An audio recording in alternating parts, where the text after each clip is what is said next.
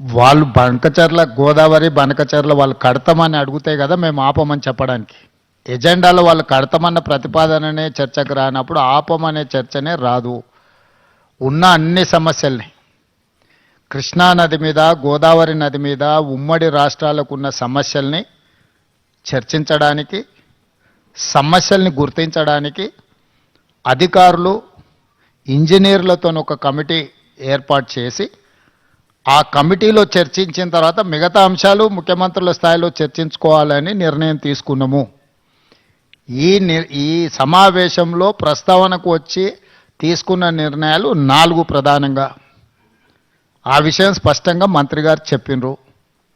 So ఈ ఆఫీసర్ల committee వచ్చిన తర్వాత నీటి కేటాయింపులకు సంబంధించి కానీ, కొత్తగా ప్రాజెక్టులు నిర్మించుకోవాల్సినవి కానీ, పాత ప్రాజెక్టుల యొక్క అనుమతులు కానీ, వాళ్ళు ఆల్రెడీ కడుతున్న ప్రాజెక్టుల మీద అభ్యంతరాలు కానీ, వాటన్నిటిని కూడా 30 రోజుల్లో మన తరఫున ఉండే అధికారులు అదేవిధంగా ఇంజనీర్ల కమిటీ ఇష్యూస్ని అన్నిటిని కూడా గుర్తించి వాటన్నిటిని కూడా చర్చకు తీసుకొస్తుంది. Yes, definitely.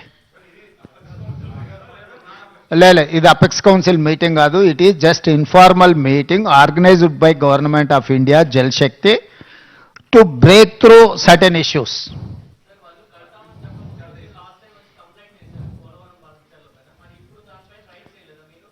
ఇప్పుడు ఆల్రెడీ ఆ కంప్లైంట్ చేసినాం, ఆ ఫిర్యాదు ఉంది. ఆ ఫిర్యాదుల మీద పోలవరం ప్రాజెక్ట్ అథారిటీ కానీ, లేకపోతే సిడబ్ల్యూసి కానీ, లేకపోతే గోదావరి రివర్ మేనేజ్మెంట్ బోర్డు కానీ ఆల్రెడీ ఏమేమైతే మా ఫిర్యాదుల మీద అభ్యంతరాలు చెప్పాలనో పూర్తి స్థాయిలో అభ్యంతరాలు చెప్పినాయి.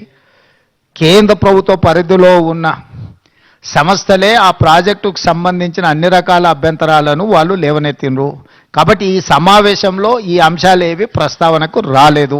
ఈ సమావేశంలో టెలిమెట్రీ విషయంలో ఇప్పుడు కృష్ణానది బేసిన్ మీద నీటి వినియోగంలో ఆంధ్రప్రదేశ్ ఎన్ని నీళ్లను వినియోగిస్తుంది, తెలంగాణ ఎన్ని నీళ్లను వినియోగిస్తుందో గుర్తించడానికి టెలిమెట్రీ పెట్టాలని ఒక సమస్యకు పరిష్కారం చూపించడం శాశ్వతంగా. రెండవది, శ్రీశైలం ప్రాజెక్టు డ్యామ్ డ్యామేజ్ అయింది, దీన్ని తక్షణమే రిపేర్లు చేయాలని ఎన్డీఎస్ఏతో సహా మిగతా సంస్థలు ఇచ్చిన వాటిని ఆ డ్యామ్ని నిర్వహించాల్సిన బాధ్యత ఆంధ్రప్రదేశ్ పరిధిలో ఉంది. వాళ్ళు వాటిని అన్ని రకాలుగా ఏవైతే సమస్యలను పరిష్కరించడానికి వాళ్ళు ముందుకు వచ్చిండ్రు. Godavari river management board, Krishna river management board ఆంధ్రప్రదేశ్లో ఒకటి, తెలంగాణలో ఒకటి ఉండాలని పునర్విభజన చట్టంలో ఉంది. 2020 అపెక్స్ కౌన్సిల్ మీటింగ్లో కూడా నిర్ణయం జరిగింది. దాన్ని అమలు చేయాలనుకున్నాం. ఇప్పుడు మీరు చెప్పే అన్ని అంశాలు, నీళ్లు కానీ, కొత్త ప్రాజెక్టులు కానీ, లేకపోతే ఇతర ఏ ప్రాజెక్టులు అన్నీ కూడా అధికారులు ఇంజనీర్ల కమిటీ ముందల ప్రస్తావనకు వస్తే అక్కడ చర్చించిన తర్వాత అక్కడి నుంచి పైకి వస్తాయి. అన్నీ ఉంటాయి, ఎన్ని ఉన్నాయో.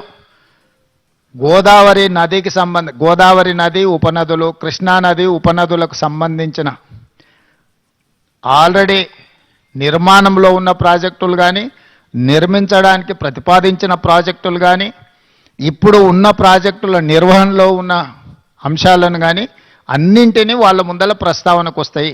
వాళ్ళు ఒకసారి ఆ కమిటీ అపాయింట్ చేసిన తర్వాత వాళ్ళ అంశాలను అన్నిటిని తీసుకొని చర్చించి అక్కడి నుంచి ప్రతిపాదనలు వస్తాయి.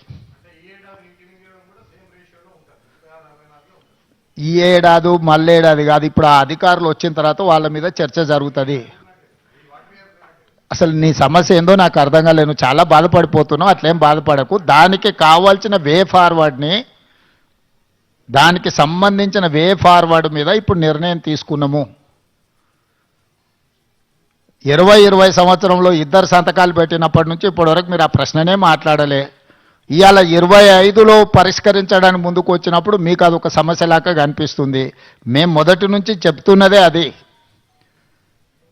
చంద్రశేఖరరావు మొత్తం తెలంగాణ హక్కులను ఆంధ్రప్రదేశ్కి దారదత్తం చేసిండు, అన్యాయం చేసిండు. వాటిని పరిష్కరించడానికి ఒక విధి విధానాలను ముందుకు తీసుకొచ్చినాం.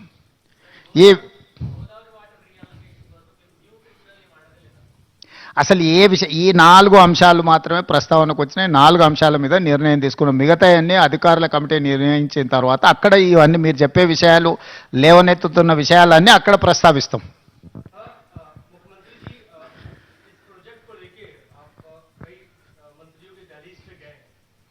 आपने गुहार भी लगाई है, मैं देख रहा हूँ कि तमाम